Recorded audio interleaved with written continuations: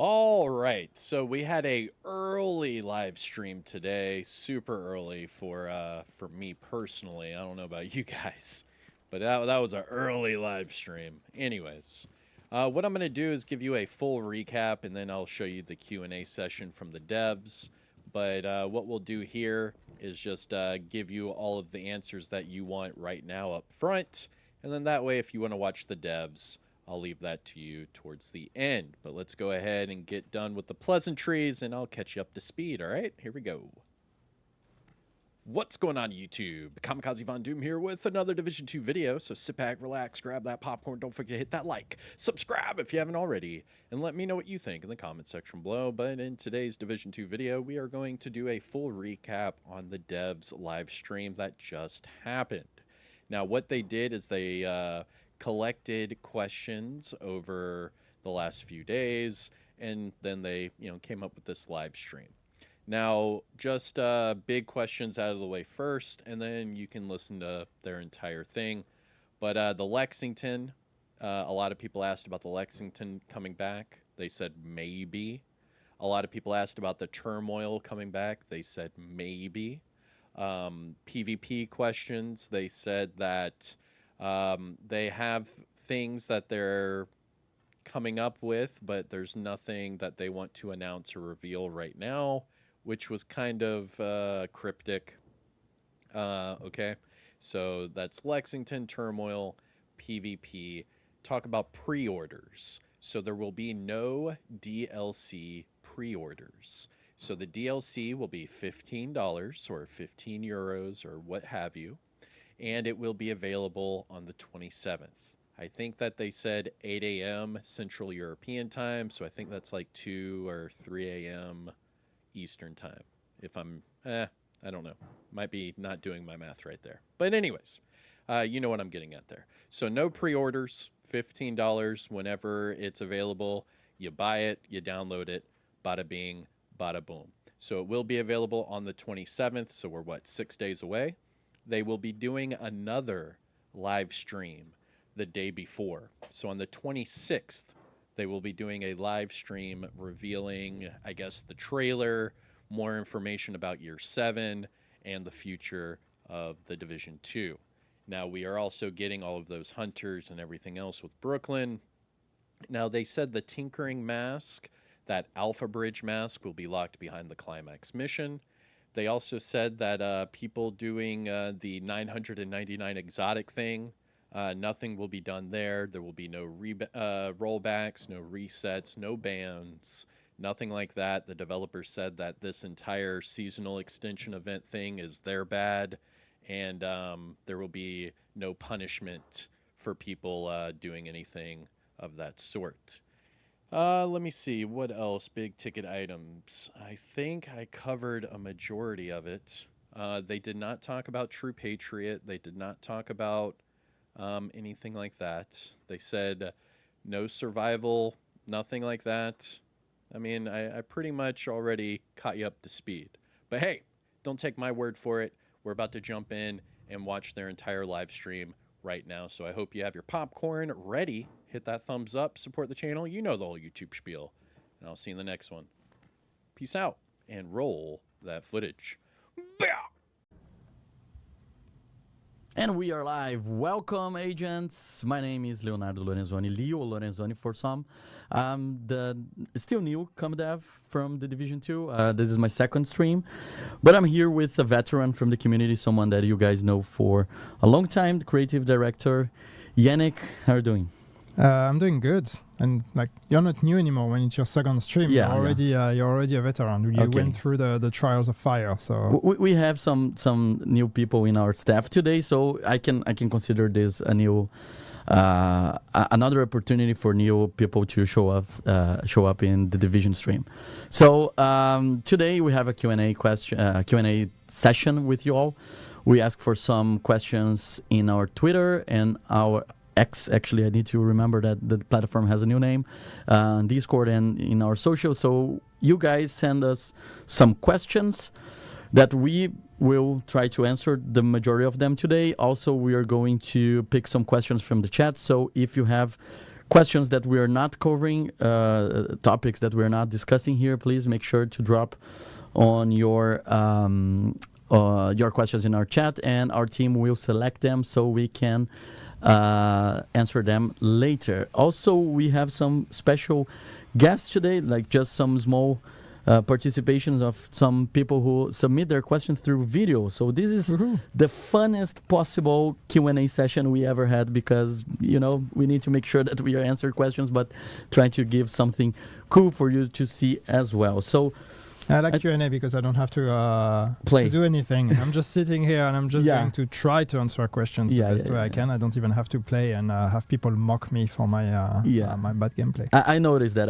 But also... You notice what, my bad gameplay? Or? No, I noticed how nervous you are when you're trying to play and answer questions at the same time. I think I heard that you said you noticed my bad gameplay. Well, say goodbye to Leo. 2 streams, that was a good streak. Sorry. See you later. But we are 6 days away from Brooklyn. That's an important point in our trajectory. So far in our journey, we are about to release a new DLC after so long time. We're about to release the first season of Year 7. It's an important moment for us, and we try to cover the most questions we got from these specific topics. Obviously, we're going to cover some generic questions as well about the game, or other aspects that it's not related to seasons or the new DLC. But I think what's the most important is that we try to get the questions that were most frequent, or that are going to talk about aspects of the 2 features that we want to talk as well. We want to make people aware of. So I think the first one, it's one of the most asked in our socials, is when will pre-orders for the DLC begin? That's a tricky one, because I know that you're the creative director. You're not responsible for publishing. So I don't sell it. I make it. If you allow, I can answer that. So let's start this Q&A with me answering. Actually, the DLC will not be available for pre-order, because this is not the way that DLCs works here. The DLC will be available for you to buy on May 27th, 8 a.m. from Central European Summertime. And if you want to wish list it, you can do this through UB Store. So just making sure that you're not missing anything. We didn't forget to make it available for pre-order. Everybody's going to get access to the DLC at the same time, May 27th, next week. All right? Second question, Yannick. Does the Day 1 physical Gold Edition include the Brooklyn DLC, considering the new Gold Edition has different content? That one is for me? Okay. I want to know if you know that. The answer is no. If you bought the Gold Edition back in Day 1, you will not get the DLC included for free. Only the new Gold Edition will include it. So you will have to buy the DLC separately. Awesome. Next question. Will Brooklyn be like Warlords of New York originally and lock us into the location until the story is completed, or we will be able to travel freely between Brooklyn, Manhattan, and DC? No, you will be able to travel freely. We are not going to lock you into the campaign. You can go to Brooklyn, you can do a couple of missions, then you can go back to DC or Manhattan, do your thing, play the season, then go back to Brooklyn, keep going. Your progression in the campaign is going to be saved. And the reason why we're not doing that is we don't need to. We did it with Warlords of New York because that was a level 30 to 40 progression. And so we had to make sure that you stayed within that progression, because the rest of the game wouldn't have been able to handle that. But we don't need that with Brooklyn, because it's all level 40 anyway. So you're free to... you don't have to do it in one go. You're free to move as much as you want. Perfect. So now we're going to talk more about the story of this DLC. I would like to ask you to not spoil it for me, because I haven't played Brooklyn yet. Okay. And I guess the majority, if not all of our audience tonight has not as well. So I think I mastered the right progression for Division 2, because since I joined Massive, I've been playing on my free time, and now I'm reaching to the end of the main campaign. So I think going to Brooklyn like next week is going to be like perfect mesh into this. Are you level 40 yet? No, I'm not. I'm level 26 maybe, So I have this weekend to finish, and Just let's see. 14 levels in 1 weekend. I'm sure somebody can carry you if you want. Yeah, for sure. I'm guessing my wife is gonna be super happy with me grinding all of those levels. All right, so let's talk about some of the story aspects. But the first question we got is actually from a player. It's from Hunter451, and that's the video he recorded. So let's see what he prepared for us. Hello, Division Team. Hunter451 here with this lovely backdrop of Utah behind me. My question for the team is, with the theme of sometimes you have to go back to the beginning in order to see how far you've come, can Division 1 veterans expect subtle nods to their old characters, or maybe even some story that perhaps was cut from the original game? Thank you. All right. Nice. Beautiful landscape. backdrop there. Yeah. Utah. Okay. With the watch. Do you have a good answer for that? Because Brooklyn is the place from the beginning of Division 1, so the story must be at least, I wouldn't say connected, but like people will recognize things, right? Yeah, I mean it's we're going to Brooklyn for a reason. It would be a missed opportunity to go to Brooklyn and not have any references to Brooklyn as we knew it or last time we saw it. So I'm sure you all know that, but Brooklyn was where the adventure began in the Division 1. This was the tutorial area in Division 1, and that part of the map it exists in the Brooklyn DLC. We rebuilt it. We've remade it entirely. But it's still, there's a lot of references, there's a lot of Easter eggs, there's a lot of connections with the map as it was. Actually, the very street, the very spot where you created your character in Division 1 exists in the Brooklyn DLC. The room where some of you had to queue to actually activate your agent to get access to the laptop, that room exists. So there's a lot of references. Some of them we're going to guide you to, others that are just for you to find out. So there's you'll find a lot of those. Cool. And the first question we got from this section that is not a video is: will the narrative events introduced in Brooklyn continue to play a role beyond this DLC? Can we expect a long-term expansion in the game world? I mean, it's so. Brooklyn is an isolated story, and it still takes place in the same timeline. It still takes place, after the events of season 3, of Year 6 season 3.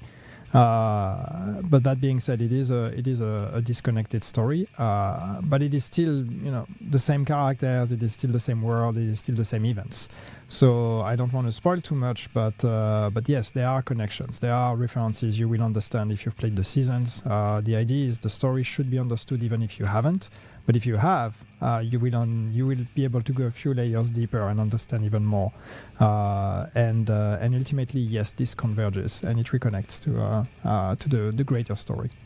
Yeah, the next question I have here is: will the story in Brooklyn tie into the seasonal manhunts, or is it a standalone? You kind of answered that as well. Yeah. But I think it's also an opportunity we have here to discuss how everything is kind of connected in the same time. Like May 27, we will not just bring Brooklyn, but we will also bring the new season called Crossroads, and we're going to have a lot of features that resonates about Brooklyn and the old days in Division 1. So I think it is a separate story, but also it's much more because it's connected to a bigger thing, right? Yeah, I mean, it's you re-experience. I mean, throughout the entire update and season, you will re-experience things from Division 1, and that's also kind of why the season is called Crossroads, because this is the convergence of the old and the new.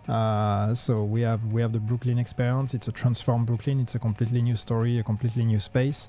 But it still has the footprint of what Brooklyn was in Division 1. The season modifiers, as you know, are also inspired by Division 1 mechanics. But yet it is modifiers, it is new experiences for the game as well. So it's really trying to nod at our history and our legacy, but also look towards the future. And there's a really bright future ahead of us. Exciting. talking about the past and a little bit about the world designing and how we built it, the question is, was Brooklyn built from scratch or on top of the existing Division 1 map? Yeah, I think I touched on that, but no, it was rebuilt from scratch.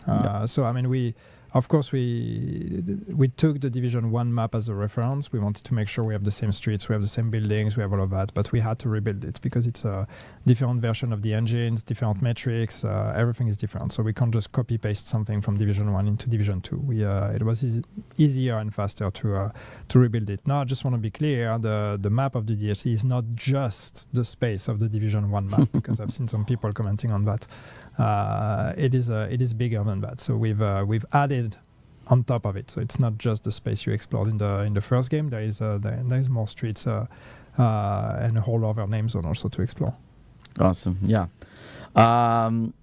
This question, I know I've been here just for a few weeks, but I know that people really like this one.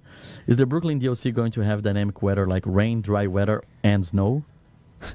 That's a nice, elegant way to try to to put the snow question in there. Brooklyn is set in autumn, so there is dynamic weather in the sense that there is rain, there is sun, there is fog, there's weather presets that you know and are used to. There are some that we've tweaked and adjusted or brought to the game to align with the autumn setting. But it is autumn; it's not winter, so there will not be snow. Okay, another question that I've seen a lot as well. Is there a land connection between Brooklyn and the downtown areas? So can people go to New York? No, you can't. You cannot directly travel between Brooklyn and New York. You will have to fast travel for that. Okay. Next question. Are there any plans to make proper use of the Brooklyn map after we finish the storyline, such as daily, weekly projects, invaded missions, etc.? So I think about the replayability of the DLC, right? People will purchase the DLC next week and they will speed run the campaign, what we can offer to them later. Yeah, there's a lot of replayability in the DLC. First, excuse me. When you finish the story, there's more to unlock. There's more exploration. There's collectibles. There are world bosses. There's a hunter. So there's a lot more to discover and to unlock if you want to complete it 100%. But after that, there is replayability in a sense that you can replay the missions. We talked about the world missions, which is our new version of side missions, are replayable. They are replayable with difficulty settings. So that you can do. We also have targeted loot that is actually added there. So that's going to be interesting, especially with the world missions, because they are bite-sized, very short. Especially in replay, they're probably going to get shorter and shorter as people get more used to speed running them. So that's going to be probably a very efficient way to get targeted loot. And then that's also going to be, if you own Battle for Brooklyn, that can be integrated into the rest of the experience. For example, you will have or you can have priority objectives in Brooklyn. So if you want to play and grind in Brooklyn, you can do that. Now we're not going to have invasion as in the Washington map. That's not something we're planning to bring, but there will be the systemic replayability that you can expect from the game. The open world also has all the living world systems, and then depending on how it goes, we could potentially expand on that and add more things to Brooklyn if people really want more reasons to come back to that map. All right. Now the question is: we will see a new incursion coming as an off-site mission in Brooklyn later on? That's not the plan. And if we were to do another incursion, I don't think we would necessarily limit it to Brooklyn, but be more interesting to have something that is available to everyone. But we're not planning a new incursion right now. Okay. We will see more than one exotic item in Brooklyn? No, we've just made one exotic item. We don't necessarily want to have too many exclusives behind what ultimately is paid content. We made that one exotic item because we thought that was a fun opportunity also to have something that is thematically, gameplay-wise related to the DLC itself. It's very much about status effect and fire and how do you fight fire with fire. So it made sense, but we don't necessarily want to add more than that. Right. So now we're going to talk about the level 40 boost because that's a big topic that a lot of people have been discussing. Obviously, that we're going to touch the topic of scavenging points later on, but the level 40 boost had raised a lot of questions, and I'm going to make them for you now. Yeah. Is it unlimited use? So can I do more than one? Well, if you own the DLC, yes, you can. Can I use in 4 characters? You can boost as many characters as you want. You can create 4 characters that are going to be level 40. You can just delete them, create new ones. So yeah, it's unlimited. Okay. When boosting to 40, does it unlock all weapons mod blueprints as well? Well, you will have to get them. Okay. You're not going to get them directly. Will the level 30 boost still exist? Yeah, it still exists. So we're not removing it. It's part of the Warlords of New York experience also, because Warlords of New York still has a level 30 to 40 progression. So we are not removing it. What's the value of boosting to 30 if you can boost to 40? I don't know, but there's no reason to remove it. Okay. Will there be an option screen when create a new character to boost or play from scratch? Yeah, I mean, when you create a character, it's the case already right now. And like when you create a character, you can choose between starting from the Washington DC campaign or play the Warlords of New York campaign. If you choose Warlords of New York, you will directly start at level 30. So here it's going to be the same. We just add the third option. So you can choose to start your character directly from the Brooklyn experience and you will be level 40. Otherwise, when you're in game, if with your existing character, if that character is not level 40 or not level 30, if you go to the helicopter pilot and decide to say that you want to play Brooklyn, then we will ask you, are you sure? If you go there, you will be boosted to level 40. So that's your choice. All right. What's the next one? What if characters is already in progress? How will they choose to boost to 40? Well, that's as I said, you will go to the helicopter pilot, and there you will get the choice. Do you want to go to New York and play Warlords of New York? Do you want to go to Brooklyn and play the Battle for Brooklyn? Yeah. And once you choose that, then we will give you warnings that you're going to be boosted to 40, which means also that there might be some content you will not get to experience because some of that is connected to the progression. Not in Brooklyn, but in the rest of the game. But once you've confirmed, you will land in Brooklyn and be level 40. Okay, talking about progression, if a player wants to experience the story chronologically, what path do you recommend? Well, I mean, start from the base game, play all the missions, play the invasion, then play the episode missions in the order, and then Warlords of New York, and then Brooklyn. So pretty much the way that we released. And if you have time, play the climax missions in between. But that takes a lot of time. But if you really want to re-experience everything, that would be the correct way to do it. All right. Now talking a little bit more about gameplay. Will any of the new missions have legendary difficulty? If not, is it possible for the future? No, they will not have legendary difficulty. They have the regular difficulty settings. As to adding more legendary, and I think that's not just for Brooklyn, that's for the game in general. That's not off the table. We just need to find the right way and the right time to do it. But that's something we're interested to explore. Now a question that I got a lot in our forums and also I've been seeing in the chat as well. Given that we're returning to Brooklyn, will the Lexington be brought back for players who miss it? Maybe.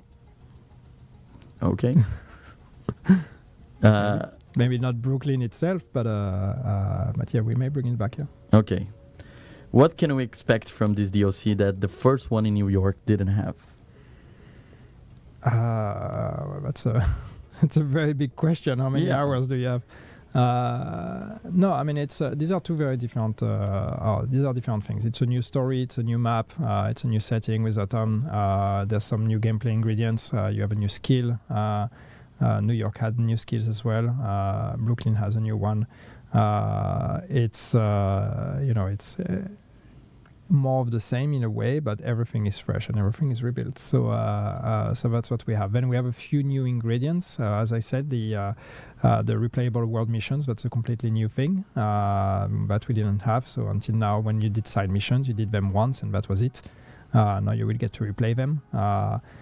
We also have like ingredients on the control points, for example, that unlock with the control point alert level. That's a new gameplay tweak that didn't exist. The corrosion mechanic of the cleaners with the purple flame is also something new. So there's a few new ingredients that exist here that are going to be completely new to the game. All right. The final one about Brooklyn that we got is, are there surprise in the DLC you haven't talked about yet that you want players to figure out? Yes. I think, yeah, if we haven't mentioned yet, it's because we really want you guys to go there. So yeah, there's the surprise about. Then it's not a surprise anymore. There are some, yes. Yeah, no. I saw some people were saying that those are not real questions. All of those questions are real questions that we got through the forums. Obviously, a lot of them I had to rewrite in a way that it's presentable for a Q&A, because sometimes people would put says no when, you know. But the idea here is that we got a lot of questions from the community, a lot, like a massive amount of questions. And we not only picked the most frequent, but also some of them that we thought we could have a good opportunity here to discuss. And we also will see now another special participation, another new phase here. That's actually like we got all types of questions, and I think this video pretty much summarized the type of questions you got. So yeah, check this out. Will there be cats, and can we pet them? Yeah, that's it. So we got from Isabel, our dear friend from our community. So I think people are always thinking about the wildlife in the Division. And the question is, will there be cats in Brooklyn? Well, my question is, why not the real cat in the arms? And you coward. Yes, we have cats as wildlife. That's not new. We've had cats already. They are pretty rare. They are pretty good at hiding. They exist. We also have a couple cats that exist in the settlement, in the bridge, that have been placed there. So you will have to find them. No, you cannot pet them. Okay. All right. So now let's talk about year 7. Again, if you have more Brooklyn questions, you can ask in the chat, and then we go through some questions of the chat in the end of this Q&A session. The first question about the seasonal content is, are there plans to make seasons more dynamic by introducing rotating events, unique challenge, or limited time modes? Very, very general question, but I think we're not only going to a new season, but we're going to also a new year. So what can we expect for this? Yeah, so I mean, we haven't talked much about year 7 yet. We've given some initial thoughts, but yeah, we want to keep evolving the season model and the season formula. We want to keep building on Seasons 2.0 and all the good things that it brought, and improve the things that still need to be improved. And part of that is, yes, in terms of promise and of fantasy, we want to push the season from season to season. So we want to have something that is a bit stronger, that is a bit more appealing, that is a bit more cohesive. So taking all the different ingredients of the season and try to align them behind a specific fantasy. And that also means bringing new experiences. So not just modifiers, but also potentially new gameplay experiences. So these are all things that we would like to do, and we are trying to move towards. So we just need to structure ourselves and make sure we can deliver on that. But overall, yes, the intention is to have more original experiences with each season. The next question is pretty much related. I think you covered the majority of the answer. Is, do you see future seasons, offering gameplay features beyond modifiers, like experimental modes that could become permanent, similar to Countdown?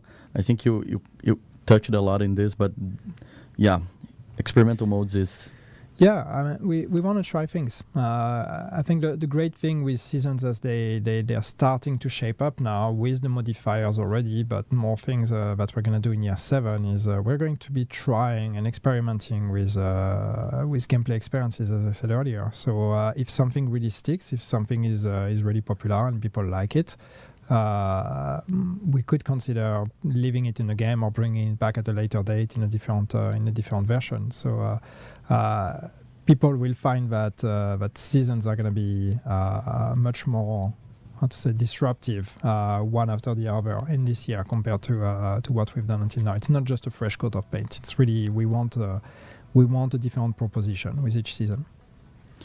Okay. Another question about year 7. Will there be any new raids? Will there be any new raids in year 7? We haven't talked about raids. We don't have plans to bring a new raid just yet. Okay. Will apparel events finally return next season? Finally return on the anticipation of apparel events. We are looking at it. We're considering it. If they come back, it's going to be a different proposition. We want something that's, the gameplay part of it needs to be more interesting. I think what was cool with apparel events was just having this collection event where there's a lot of things to acquire and you get to play what you want and get extra rewards. So we want to keep the essence of that, but we need to find a better gameplay proposition. So it's not just grind and get keys for a chance to get a pair of boots.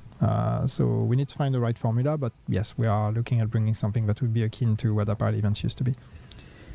Okay, in the year 7 showcase, you mentioned a new wrapper for open world activities. Can you elaborate on that? This is actually a real question. I didn't edit this question. It was written just like that. Yeah. So, well, how much can I elaborate on that without spoiling too much? No, what we want is we want to try to make the open world a bit more interesting. We want to make it a bit more dynamic and reacting to what you do, and really turn the open world into an activity that you can farm, that you can do, and not just about edit convoys or these kind of things, but actually have something that is a bit more meaningful and a bit more meaty added on top of that is more akin to missions or things like that in terms of how much content we're talking about.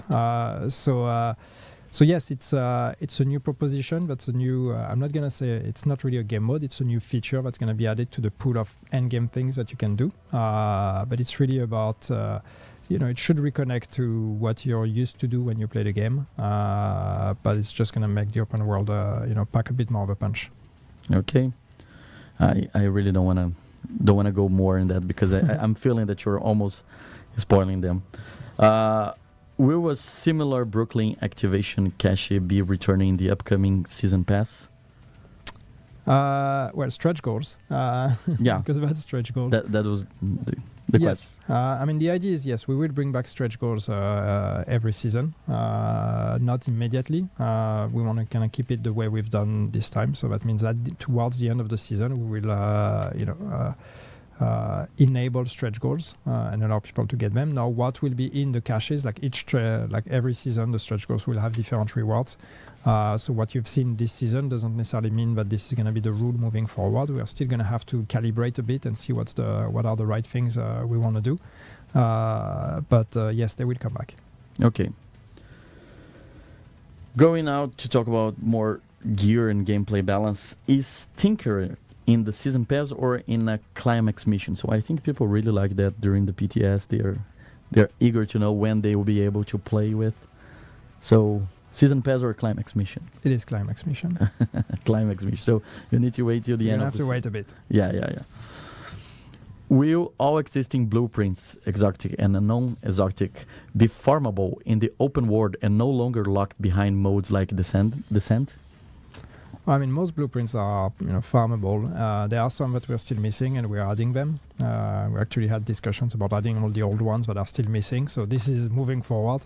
And I think the exception is the named blueprints, and those are on Descent right now. We have to see. We also like to have predictable sources for some of the stuff. So not everything is just added to one big pool, and then your chance of getting that one thing you want is diluted by a million different possibilities. So we have to see. But right now we're not planning on expanding on that. But that could come eventually if needed. With the new measured assembly gear set, the new measure assembly gear set destroy grenades too, like Final Measure did in Division 1? No, it doesn't. Okay. So it's killed proxies, but not grenades. In the Division 2, there are some very low-used exotic weapons, exotic armor, gear sets, and special effects. Are you planning on reworking their effects to encourage more diverse builds? Yes, I think it's always a balance between bringing new things and reworking things. We've done a pass some time ago now, and we've reworked a bunch of items. There are still some items that we have in our radar that we want to revisit and that we want to work on. And then on top of that, yes, when there is an opportunity, we want to look at the underperforming items, the ones that people have but do not use because they're just not meta or not even interesting, because it doesn't have to be meta, but it needs to at least create opportunities for people to try things. So when something is underperforming and we can see that, we have data to see that. This usually creates a very clear candidate for revisiting. So it's just a matter of being able to spend the time on doing that. But yes, we would like to do that more. Then the next question actually is also about meta, but this is something that I think this is the question I got in the list that better summarize a lot of other questions that were related about the meta. The question is, will TTK time to kill be adjusted? Each update brings more damage increase, but they haven't been significant survivability or healing change. So people in different types of questions, they ask about this topic, how much of damage we are putting on the meta and how we are missing armor and health. Yeah, so I don't think the issue is time to kill. The issue is difficulty. There's two elements. There's one element is that, yes, of course, as usual, most of the time damage is the meta, and we need to make sure that we have alternatives, we have options, we have roles. We are working on some ideas to do that. And then difficulty, when we're talking about always adding more damage, and then how do we bring difficulty? We need to look at that. We have some thoughts. We have some things that we're working on that are here to actually bring in more difficulty. Master was one way to do that. It's not necessarily still to the level of difficulty that some people want, but I think we found a correct balance between something that is challenging but that is still achievable by a greater number. But that being said, there's opportunities for more difficulty, more challenges, because yes, we've been giving a lot of power to players, and we need to make sure that the game remains fun and challenging for everyone. So then we need to bring in a new layer of difficulty for players. All right, and the last one before we're moving to the whole scavenging points topic. Have you considered adding hunter outfits to the store? We've done that already. We are doing that. We are bringing hunter outfits. We don't necessarily want to do that too much because how many times can we do a hunter outfit before it starts becoming boring, and we don't want everybody to look like a hunter. That being said, we know people love them. We enjoy working on them as well. So yes, we've done it and we will keep doing it. Okay. All right, so now we're going to talk about scavenging points. I think that's a big topic that we release the dev notes. We're trying to address and make the communication the most transparent as possible, understanding that you guys are eager to know how it actually is going to work, understanding that it's an ongoing process, that we need to perform a lot of fine tunes in tweaks in how we're doing that. And we got some of the questions that you mentioned about scavenging points here. Let's try to use this as more one opportunity to explain why we're doing or what's the direction we're trying. But actually, who is going to make the first scavenging points question is our dear friend DJ Tickle from the community. So let's see his video. With the watch changes that are coming on the 27th, the value of the resources you can get with each scavenging point are being multiplied by 3. Does this include field recon and SHD calibration? Can you tell us about any of the other economy updates that are coming soon, and how does all this affect our hardcore characters? All right. So yeah, basically question about how it's gonna. First of all, how it's gonna affect the hardcore questions, hardcore characters? Because I got this question a lot as well. I think this is a good opportunity to address it. Yep. Well, I mean, hardcore characters will have their own pool. So if you have hardcore characters, they will not share the pool with the scavenging points of the other players, and you will be able to share that between your hardcore characters, but not directly with the other characters. So it's a very completely isolated pool. Yeah. So if we have, let's say, I have 4 characters, 2 are hardcore and the 2 are not. It's just 2 separate ways of using. Yeah. And how about the resources? Are they going to be shared? Resources are shared for the most part. There are some that are not. Yes, economies like currency and these kind of things. But the ones that are shared, they're shared between characters. They are not shared with hardcore characters. But in between characters they are. And once again, if you claim the point on one character, the materials you're going to get will be shared with the other characters as well. Okay. The next question is about the new resource values for SHD points. So as we released on the dev notes, we're multiplying all the resources you can get with the scavenging points by 3. A lot of people asked if, that would be just for this or for that, like specific questions about the resources. For this reason, we created a table that can summarize pretty much everything that we're going to do. So you can see the gray column is from this current season. So the numbers that are actually right now in the game, and the orange one is the numbers that will be from May 27th and forward. So we're basically multiplying everything by 3, including field recon data, SHD calibration, printing filament, all the special resources that some people asked about it. Do you want to make any comment about that? Like, we're multiplying by 3 right now. Like, we mentioned in the dev notes, this is not necessarily the final solution, right? No, I mean that's one step. I think a lot of that is also about just the time and the grind it takes to spend those points, especially when it comes to expertise. So that's something we need to look at. But at least that's one step in that direction. Just making sure that each point you spend, since now you can only spend it once, that point needs to be more rewarding. That just makes sense. So that's what you see here. It's just a straight out times 3 multiplier we're applying to everything. Yeah, we got more questions about the scavenging points here. Some of them, like we try to make very clear what we're going to do, but obviously people think and ask and are unsure about other aspects of their experience. So I probably know the answer for those, but let's go through them either way. So there's a community concern around the SHD watch and scavenging points. Will there be a proficiency reset or talents reset or any weapons be nerfed because of that? No, we don't plan any changes because of that. So there's no reset that is planned. There is no proficiency, no talents reset. We're not planning to rework anything based on that. If anything, as I said, it's probably more about eventually down the line to look at the economies and the time it takes to get upgrades, to be able to invest those materials in the as I said, in expertise, in optimization, in crafting in general. So that's something we would like to look at, but we're not planning on resetting anything. Okay, and are you planning to make character-specific materials account-wide? For example, money, water, food, components, since most other resources are already shared. So we need to discuss it, and we need to understand why they are not right now. To be honest, from top of mind, I cannot tell you if there's a design reason why they shouldn't. If there is no good design reason outside of, that's just the way it was, and we've never looked at it, then we should look at it.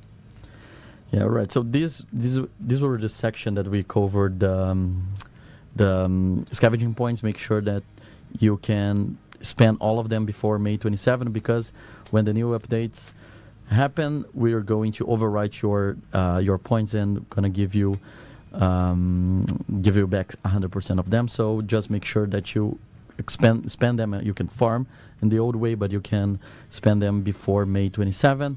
some people ask, I'm gonna just jump on one of the chat questions. When are we gonna be able to play Brooklyn, and when it's gonna happen? It's May 27 at 8 a.m. Central European Summer Time. All right, so we got just a few questions now out of those topics, and then we go to the chat. One of them is something that I also spot on the chat as well, is about the Twitch drop. So when people will receive their rewards for the Twitch drops, we know that we got an issue with the last Twitch drops campaign. We are not happy with that. We are still investigating how we can make sure that the right people can get rewarded for that. But in worst case scenario, if we cannot find any good solution, we're just gonna make something to make very generous to make the community happy. We're not going to prevent you from getting what you wanted. So we are still investigating, trying to make sure that we're exploring all the options, but obviously we are not going to just make people forget about that. We are aware that we need to fix it, and we need to compensate for that as well. Okay, another question that I also saw in the chat as well is, will you be removing the 999 exotic components from players who receive them via the glitch? No, we're not planning to. All right. We're not planning to. And as to the next question, which I will also just read directly, if players will be banned for exploiting the glitch, no, that one is on us. So we don't plan to punish the players for it. And finally, what tools are being used to reduce the number of cheating players? Many reports seems to lead to no results. This is something that obviously, like, there's always a discussion. It's normal for live games about cheating. I think it's this question is an opportunity for us to talk about what our anti-cheat efforts and what we're doing and how things work from here. Do you want to elaborate a little bit about that? Well, it's going to be the same reply as usual, and I know it's never satisfying for everyone, but I cannot give you the details of the tools we use because for obvious reasons, the more we pull the curtain, the more we make it easy for people to retro engineer and deconstruct our cheat protection and bypass it. But yes, we have a combination of cheat prevention, but does not allow people to actually use cheat engines in the game. That doesn't block all of them, but that blocks a bunch. And then we have our own detection tools that also allow us to see when people are cheating. And with that, then we're able to detect reports help. That doesn't mean that when you report someone, even if they're obviously cheating in front of you, that doesn't mean we're going to be able to necessarily take actions, because there's a bunch of stuff that needs to happen behind the scenes then that can lead to actually that player getting banned. So I know it doesn't always sound fair, and it is not always fair, because yes, sometimes you will see people that are cheating and we're not banning them. I hope you can trust that this is not because we don't care or because that player is a friend of ours or whatever. It's just that there's probably a bunch of reasons why that player has not been banned yet. It could also be that it can take some time. Okay, actually, I was planning to add more stuff, but I think you cover everything that I was about to say. So I think that's the section that we got the pre-made questions from the community. We asked them to submit their questions. Some of them submit their videos, and this is the first section of the stream. Now we're going to go through some of the chat questions as well. And again, like we're going to talk about the DLC, about the new season and other stuff. So the first one is, once Brooklyn drops, will projects and priority objectives include Brooklyn going forward? Yes. Priority objectives will. Projects, there will be some projects that are including Brooklyn. What we want to make sure we are not forcing you to go into Brooklyn, especially if you don't own it. So it will always be an option. It will be an option if you own it. But yes, priority objectives will include Brooklyn. So you may roll a Brooklyn priority objective. And then, yeah, you choose to do it or not. Another one about Brooklyn. Do we get 50 stash space with Brooklyn DLC? Yes, you do. Yeah, I know that people love stash space. Okay. Any way new cleaner fire can be added to old cleaner missions and control points? I think they're talking about the purple flame, The right? purple flame. Right now, the plan is to keep the purple flame isolated to Brooklyn. So it's an extra component. It's an extra gameplay mechanic that we're adding to the DLC itself. It's not immediately going to be added to the rest of the game. Could we reuse it in the future and bring it on occasion or for special events in the rest of the game? Why not? We could consider that, but it's not going to be just flat added to all the fire effects in the game or all the cleaner fire. That's not the plan. All right. Will there be any more SHD XP level events in the next season? Yes. Of course. Yes. Okay. People asking about new incursion. I think kind of touched on that, but Yeah, I already said we don't have plans for a new incursion. any plans to update PvP? So this is for the PvP community. Hello, I see you, PvP community. I've seen you in chat already. Yeah. We haven't announced anything. We have some thoughts here and there, but we haven't announced anything on PvP specifically, and I have nothing to announce just now. Okay. Is there a chance to get turmoil knee pads again? Maybe. Sam, I don't have anything concrete, but obviously for items that are popular like that and that people want to see coming back, we're always on the lookout for opportunities to bring them back. So I'm sure we will find ways to make them available again in the future. Okay, another one about, I think, will there be a cap on expertise at some point? Yeah, we're considering it. I don't know what I'm supposed to say that, but I will anyway. We have to see. We have to think of expertise in general. That's a system that probably needs a bit of a pass. But yes, adding a cap is something we're considering. Yes. All right. I think that's all the questions we got from chat that our staff team selected for us. We can go a little bit more through the chat. Will Brooklyn have a new stronghold? Not a stronghold. You have main missions. Some of them are longer than others, so there could be. I think the last one is a bit longer than the other one, so technically maybe it could be a stronghold, but it's still called the main mission. Is Brooklyn map bigger or smaller in size compared to Warlords? No, it is smaller. I see comments on the cap as well. I've seen people talking about expertise in PvP and having to remove expertise in PvP. I think there's a whole discussion to be had on PvP and the normalization of stats in PvP. Obviously, expertise can be a huge difference maker. So yes, it is an issue. I don't know that removing it, kind of blindly is necessarily the solution, but it is something we're aware of, and we're trying to find solutions or think of solutions.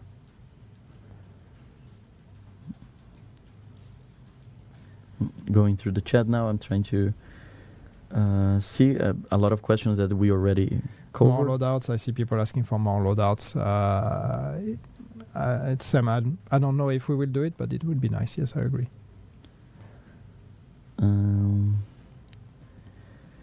Some people asking for a trailer for season 7. We're not going to show any trailer today. This is just a Q&A session. But what we're going to have, it's a new stream before the new update, before Brooklyn and the new season. This stream will be much more fun with cool stuff to be shown, and I won't be here. And I want to be here, so it's going to be another ComDev. But yeah, it's going to be fun. I'm looking forward for it as well. So I got the questions, and the other ComDev that will be introduced will come up with the nice stuff, the fun stuff. Open all, yeah, I've seen that a lot in chat. People asking for an option to open all boxes at once, or all the caches. So that can be for the apparel caches, or also all the caches you have in your inventory. Yeah, that's also would be nice. It's I think there's I know we've had discussions in the past about it with the team, and there's a lot of edge cases. So it's something that is not as trivial as it may sound, because there's a lot of scenarios where if we don't handle that right, you could potentially lose the items when you open the caches. So we would need to be very careful with that. But I agree. It's on the list of things I would like us to do it at some point. When the DLC is available for purchase, May 27th. Will we ever see leagues again? Not in the form that they had, but I think there was something fun with leagues. We need to kind of look at them and see in what form we could bring back a similar experience.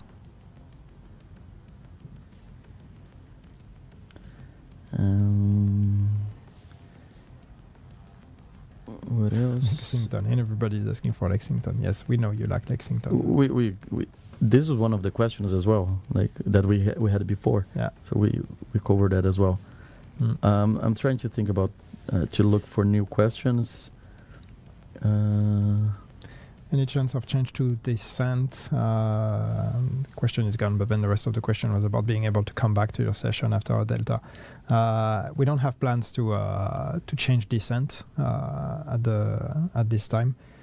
Bringing a save system to descent, it would be a big ask. So it's not something that we could easily achieve, unfortunately. Trust me, we've looked at it a few times. Unfortunately, it's a really big one, so it would take a lot of work to do. Not something we want to prioritize right now. Mm-hmm. Chat is going a bit crazy, so Yeah, sorry. yeah, It's a too bit hard fast for me. It's a bit hard to catch the questions here. I'm a little bit dizzy with it. Raise the percentage of rogue spawns in the open world. I don't know, maybe. But then if we make them too common, it becomes boring as well. We also need to make rogues more interesting in terms of what you get from fighting rogues. We'll get some of the Chinese exclusives. Well, that's a case-by-case basis. We like to look at what's been done there and find inspiration from what they've done. And if we see things that are interesting, we can potentially reuse it. So we might see more of that in the future. But there's a lot of things that we don't necessarily want to bring. Expertise and optimization cost reduced. We kind of covered that as well. Yeah, I mean, first we are going to give you more materials. Then we'll maybe look at the costs further down the line. Mm.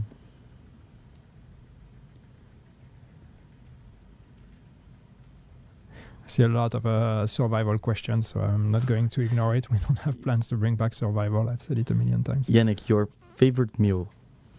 It's a personal question. It's a spot in the middle of them.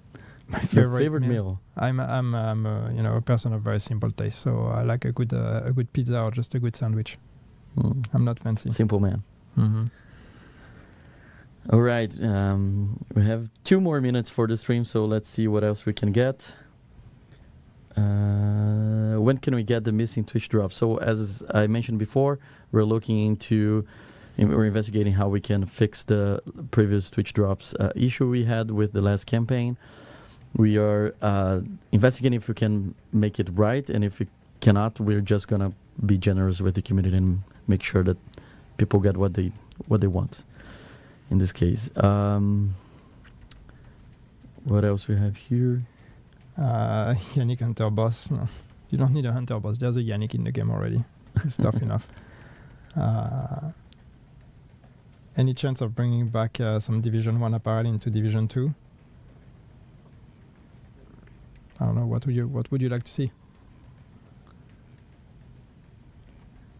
Is there any plan to increase the player's inventory space and cache space?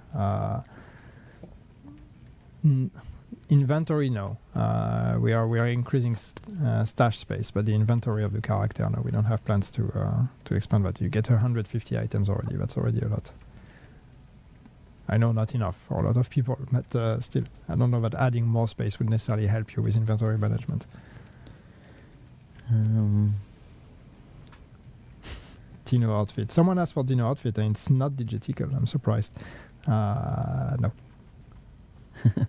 he submitted the question, and I removed from the list. So now, yeah. I think we have.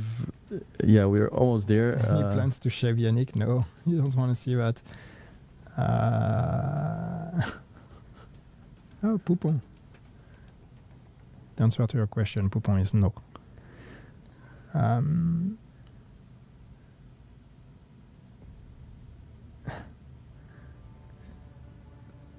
A lot of repeated. I see a lot of questions for the open all cache option. So obviously that's an important one. Something we really need to look at. All right, let's see if I can get a final one now. Are the DLC main missions replayable? Yes, they are. What's the price of the DLC for Brazil? Honestly, I have no idea. I need to check out that information now. I'm living in Sweden, so I don't know. My store is in Swedish. Any plans to add new specializations in the future? No, not right now. And I know that the question that I've seen already in chat is people still asking for the spec revamp that we announced a long time ago. And the position hasn't changed on that one. It's still on ice. We still want to revisit specs at some point, but there's a lot of things we would like to do with the game, and we need to pick which ones we want to prioritize. And spec revamp is not the priority right now. Okay, I'm gonna pick one of the questions that actually was the first one we answered. When pre-order, again, the DLC is not gonna be available for pre-order, only for wishlist. So if you go to Ubi store, you can wishlist it. Otherwise, you can buy the new DLC May 27th, 8 a.m. Central European summertime. So with this, we finalize our stream. Thank you so much, Yannick, for your knowledge and your answers. Thank you, George, for helping us with the technical aspect today. It was George's first stream, so we are very proud of George. And obviously, yeah, it was a roller coaster, but everything was just fine. He's trying to stay focused. He's super He's trying focused. to not fuck up the the end ending of the stream. Yeah. And maybe too soon. I really appreciate everyone who submitted their questions and their videos. We got a lot of questions. Those questions are also very helpful for us to understand what topics we need to address more often, or what answers we need to deliver to the community. So if your question didn't make to the stream, it's not a problem at all. We're going to go through them. Either way, we're going to try to identify points that we can be more transparent, or we can be more frequent in our communication. So I'm super excited. Only 6 days until we go to Brooklyn. We have season Can't believe Crossroads. it. It's just 6 days. Oh my God. I'm so looking forward. It's been such a long time. We've I been know that working a lot on of this for a long time. Yeah. And the Crossroads season as well will come with a new year 7. So we're going to have another stream, like I mentioned before, another stream that we're going to show more stuff that are coming. And this stream is not going to be hosted by me. So I wish you all, since you've been super gentle to me, super nice, I wish you all I'm asking you all to also be like this to the new person who will become here in the next stream. But other than that, I'm super happy. I'm super excited about everything that we are preparing here. I'm happy to see how much engagement we got. And yep, agents, it's almost there. Thank you so much for your audience. Thank you so much for your questions. I'll keep an eye on everything that you mentioned during this stream as well. So you're not going to be forgotten. Okay. Again, thank you so much. May 27 is almost there. See you next time, and bye-bye. Thank you.